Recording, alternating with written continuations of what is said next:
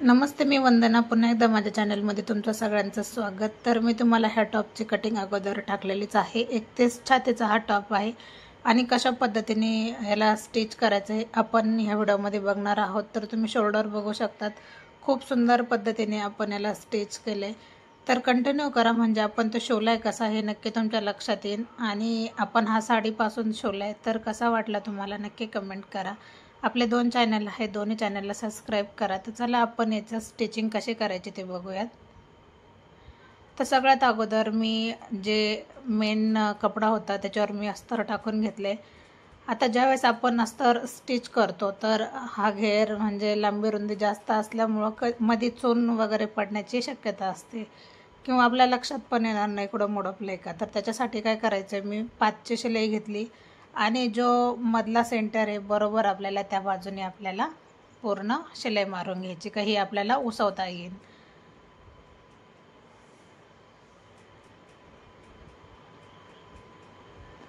आता 5ची शिलाई घ्या, बारीक शिलाई घेऊ नका.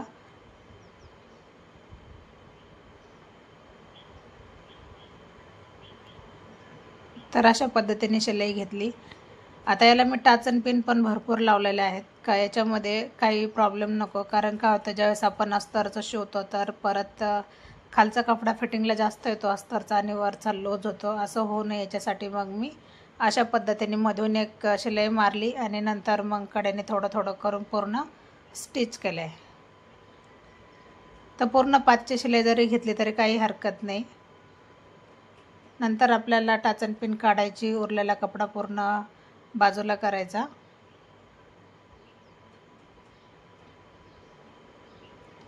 आता आकार देताना व्यवस्थित द्या,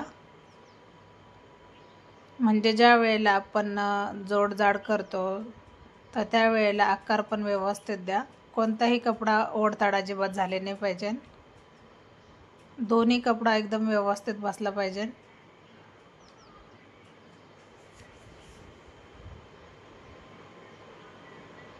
आता काय होतं, ज्यावेळेस आपण मधून जर शिलाई मारली तर मग आपल्याला एक साईडचाच अर्धा भाग आपल्याला कवर करता येतो का, आपल्याला दुसऱ्या डाव्या साईडची काही म्हणजे घेणं देणं नसतं. ज्यावेळेस आपण शिलाई मारल्याच्या नंतर फक्त जे राईट साईडचं आपण आहे तर तीच बाजू आपण फिटिंग कशा पद्धतीने करायची, आपल्याला लगेच लूजपणा कळतो काय, कुठं लूज पडले का.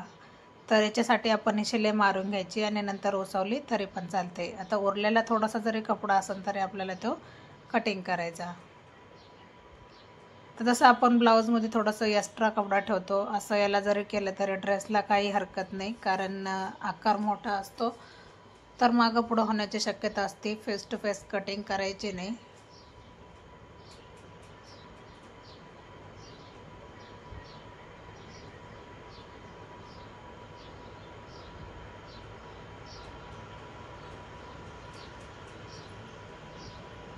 आता वरचा कपडा पातळ असल्यामुळे लक्षात येतं आणि बघू शकतात मी ज्यावेळेस स्टिच करते तर त्यावेळेला कशा पद्धतीने वरून पण हात फिरवते, म्हणजे आपल्याला कुठेही चून पडणार नाही किंवा अजिबात घडी वगैरे काहीच नाही. ते एकदम प्रॉपर आपल्याला व्यवस्थित याला स्टिच झाले, म्हणजे अस्तर आणि मेन फॅब्रिक एकदम व्यवस्थित जोडण्यात आले. आता आपण ही शिलाई उसवून काढली तरी पण चालते किंवा मग सगळा ड्रेस शिवून झाल्याच्या नंतर उसवून काढलं तरी पण चालते. पण मी याच्या अगोदरच ती शिलाई पूर्ण काढून टाकणार. तर शिलाई उसवायला पण एकदम सोपं जातं. अगोदर आतमधली साईड आपल्याला ओढायची, नंतर मग वरची साईड, म्हणजे उसवून लवकर सोपं होतं. तर सेम पद्धत आपल्याला दोन्ही बाजू सेम पद्धतीने जोडायच्यात. जसं आपल्याला 2 पार्ट असतात मागचा आणि पुढचा, अशाच पद्धतीने जोडून घ्यायचं आहे. पण ज्यावेळेस आपण मशीनवर घ्यायच्या अगोदर खाली ठेवायचा कपडा आणि पूर्ण त्याला टाचन पिन लावायची, ही गोष्ट विसरू नका, म्हणजे त्याला फिनिशिंग व्यवस्थित येऊन जाते.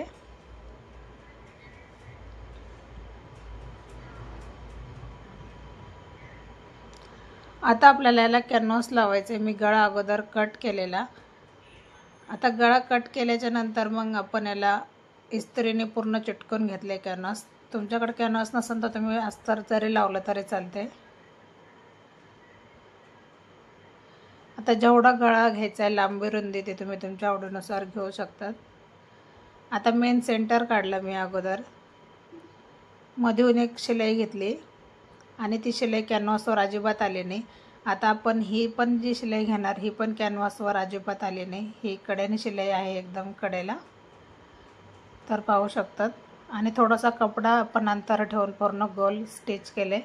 नंतर थोडंसं आपण त्याला टच करून गळ्याला आकार द्यायचा आहे. एकदम कमी वेळामध्ये होणारे टॉप आहेत, आपण साडीपासून कव्हर केलेत. तर पाहू शकतात खूप सुंदर याची फिनिशिंग आली. जसं आपण पाठीमागचा गळा जोडला त्याच पद्धतीने आपल्याला समोरचा पण गळा जोडून घ्यायचा आहे.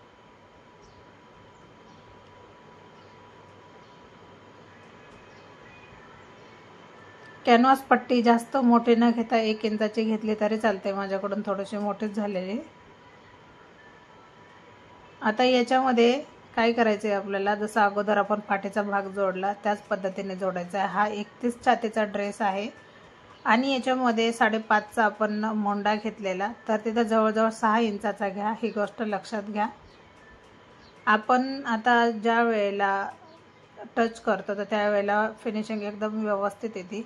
आता सगळ्यात महत्त्वाचं म्हणजे शोल्डर किती सुंदर जोडण्यात आले, तर ते एक लक्षात घ्या. कारण बऱ्याचदा प्रॉब्लेम येऊन जातो का शोल्डर कशा पद्धतीने जोडायचे. तर आपण एकदम व्यवस्थित शोल्डर जोडले. तर याचा मी शॉर्ट व्हिडिओ पण ह्याच चॅनलला अपलोड केले, तर जाऊन बघा. कॅनव्हासने काय होतं, जसं आपण गळ्याला आकार दिलाय त्यानुसार आकार येऊन जातो. त्याच्यासाठी आपण कॅनव्हास पेपर लावतो.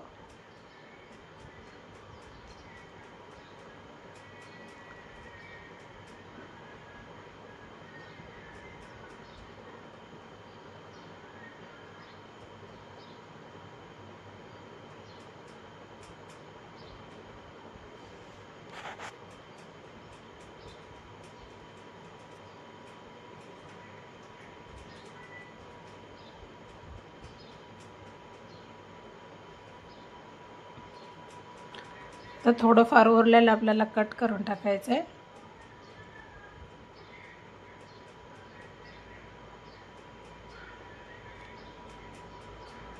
आता अगोदर चालू होतं व्ही नेकला आपल्याला काठ लावायचे, पण तो जास्त व्ही पण नव्हता आला. यू टाईप हा गळा आलेला. मग ते काठ व्यवस्थित आले नसते, कारण काठ थोडासा कडक होता. डायरेक्ट जर व्ही गळा असता तर आपण याला काठ लावले असते व्ही पद्धतीने व्ही गळ्याला. तर मग मी तसं न करता मी आहे अशाच पद्धतीने गळा ठेवला आहे आणि जे कडेने आहे त्याला आपल्याला हात शिलाई करून घ्यायची. तर मग मी शोल्डर कसं जोडले, तर अगोदर गळे दोन्ही मी जोडून घेतले, तुम्ही पाहू शकतात.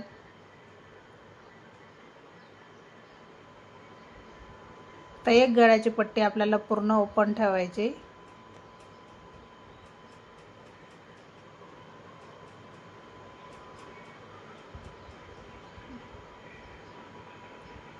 आता याच्यावर पण मी सविस्तर व्हिडिओ काढणार आहे गळा, कारण भरपूर जणांना अशा पद्धतीने गळा जोडायला आवडतो आणि आपल्याला पण काम चांगलं झाल्याच्या नंतर छान वाटतं. जसं मी तुम्हाला अगोदर दाखवलंय का स्टिच झाल्याच्या नंतर याचा गळा किती व्यवस्थित आलाय. आता मी पाठीमागचा भाग अगोदर खाली टाकलाय, त्याच्यावर मग मी फ्रंट भाग टाकलाय.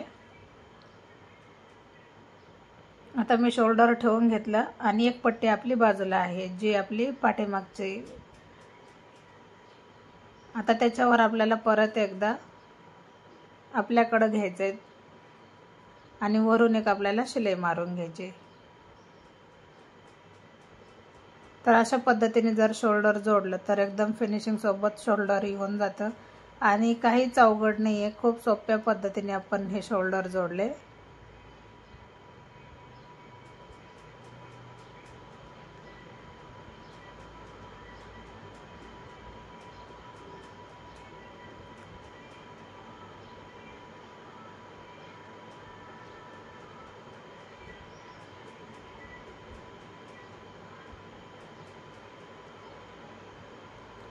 तर आपल्याला कसं सोयीचं करायचं ते बघू शकतात. फक्त आपल्याला सरळ करून घ्यायची ती पट्टी जोडल्याच्या नंतर आणि सेम पद्धत जसं आपण इकडून जोडले तेच पद्धतीने आपल्याला दुसरे पण शोल्डर जोडून घ्यायचे. फक्त आपल्याला जे आपण दाब शिलाई दिली त्याच्या आपल्या दाब शिलाईवर यायला नको, तर दाब शिलाईच्या आतमध्येच आपल्याला ही पट्टी आली पाहिजे, हे लक्षात घ्या. जसं मी तुम्हाला दाखवते.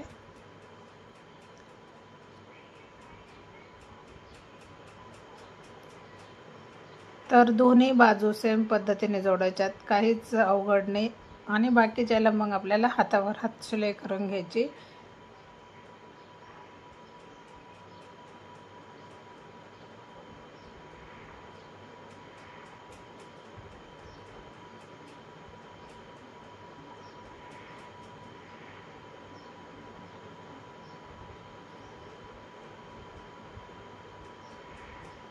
आता एक शोल्डर पूर्ण आपल्याला जसं आपण स्टिच केले तसंच ठेवायचं, फक्त एक शोल्डरची आपल्याला गळापट्टी बाहेर काढावी लागते आणि बाकीचं काहीच नाही. नंतर मग त्याला जोडून घ्यायचं आहे.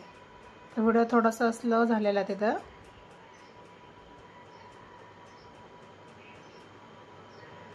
तर त्याला डबल शिलाई द्या, कधी पण डबल शिलाई द्या.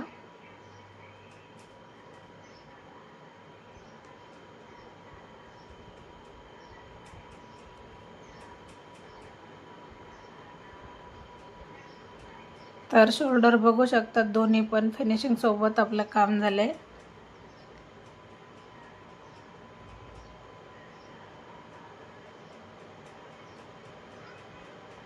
कुठेही धागे वगैरे अजिबात निसटत नाही किंवा निघत नाही. अशा पद्धतीने जर शोल्डर जोडलं तर गळा खूप छान दिसतो. आता शोल्डर आपला गळा पूर्ण जोडून झाला, तर त्याच्यानंतर आपल्याला काय करायचे, बाही स्टिच करायचे.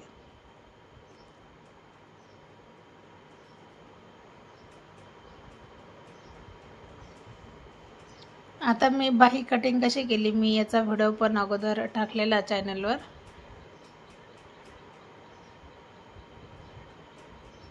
तर कडक काट असल्याच्या नंतर मग काय करायचं, आपल्याला अशा पद्धतीनेच आपल्याला शिलाई मारून घ्यायची. मी अर्ध्यातून शिलाई चालू केलेली आणि नंतर मग मी पूर्ण शिलाई त्याला मारून घेतली. कारण का होतं, ज्यावेळेस आपण सुरुवातीपासून जर घेतलं तर मध्ये बरोबर तिरकस असं येऊन जातं आणि मग ते व्यवस्थित दिसत नाही किंवा चून पडल्यासारखी होऊन जाते, तर फिनिशिंग अजिबात येत नाही.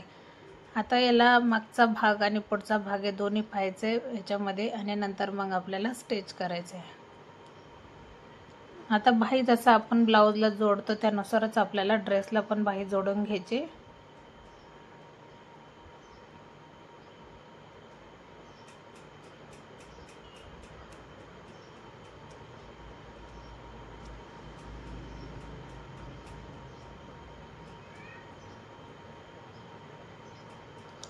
आता आपण जिथपासून कट आले तिथपासून आपल्याला मार्किंग अगोदर आहेच हरेक याचं. तर ज्यांनी कटिंग पाहिली नसेल त्यांनी कटिंग जाऊन बघा.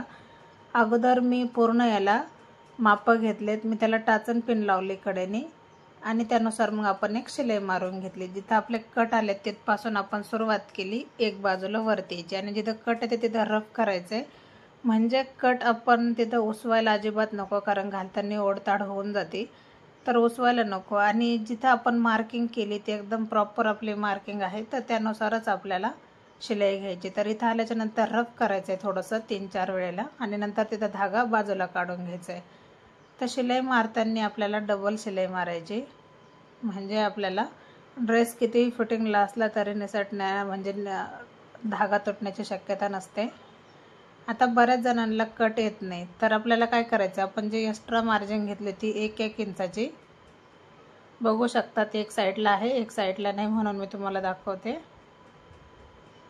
तर जेवढं मी मार्क केलंय तिथपर्यंत आपल्याला एकदा फोल्ड करायचे आणि त्याच्या पुढं मग परत एकदा फोल्ड करायचं. याने काय होतं, अजिबात कट तिरके होत नाही आणि आपण मार्किंग केल्याच्या नंतर कट एकदम व्यवस्थित येतात, कुठंही चोन लूज अजिबात पडत नाही. आणि आपल्याला कट घेताना एकदम मोठे पण नाही घ्यायचे आणि एकदम छोटे पण नाही घ्यायचे.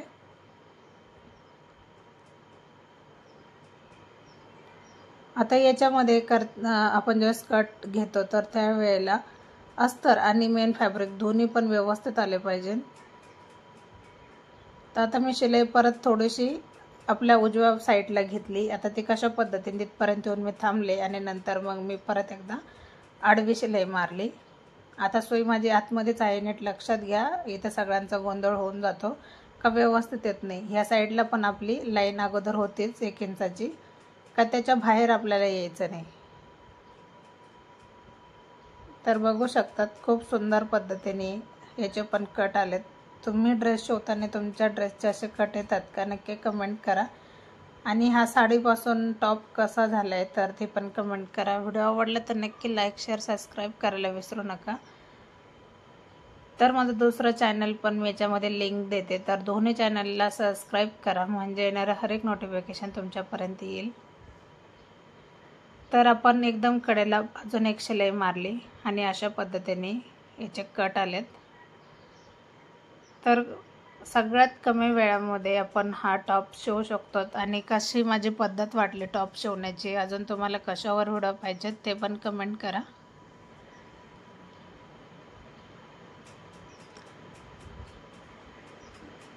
तर उरलेला कपडा थोडासा मी कट करते. तर पाहू शकतात अशा पद्धतीने आपले ड्रेस पूर्ण कंप्लीट झालाय.